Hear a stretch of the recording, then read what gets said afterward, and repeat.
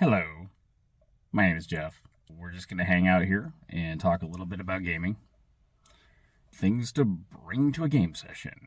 First and most importantly, you are the most important element in your in-person gaming experience. If you're going to run late, call your game master, dungeon master, whatever you want to call them. There's a lot of words for it. If you are going to, for heaven forbid, whatever reason, have to cancel, make sure to call your game master, because that's very important as well. And then beyond that, bring your character sheet, because, well, assuming you already have one, it's pretty vital.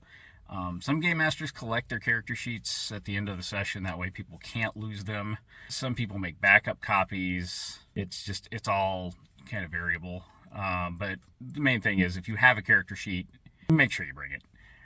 Next thing on the list is dice. Obviously, your dice are going to be fairly important. Some game masters have dice to loan out, some don't. Just all depends. Rule books you can live without, but dice, it's kind of hit and miss. Some people are very superstitious about their dice. I know I am. Which is not to say I would never loan dice out, but it's just better if you bring your own. And I've seen people keep their dice in a Band-Aid can. I've seen people keep their dice in all kinds of things. It doesn't have to be a bag. It doesn't have to be a dice bag or a Crown Royal bag or any other kind of dice bag. You can just use the tube or the container it came in, the little cube container it came in, or whatever. But hey, why not? So that leads us to, let's see, we've got our character sheet, we've got our dice, core rule book if you have one. I know some YouTube dungeon masters don't allow their players to open the book at the table. I personally do, because if you don't have your spells all written down, if you don't have a journal or a notebook or a 3-ring binder that you keep your character in, having that rule book there to look up your spells or look up your abilities or look up your weapon or whatever, it's pretty important. So I would definitely recommend bringing a rule book if you have one. Next thing I would recommend is a single college ruled notebook and a pencil.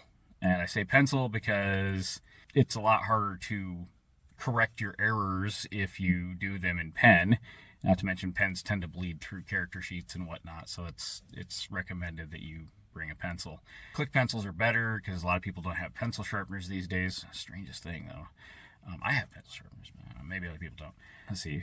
Some people keep their character sheet in a binder. I guess I should probably go back and mention that real quick. Or a 3-ring binder with the printouts of their spells or their spell cards or their character background, their character history, all that good stuff. So that's just an extra. The other extra I will mention is a book bag.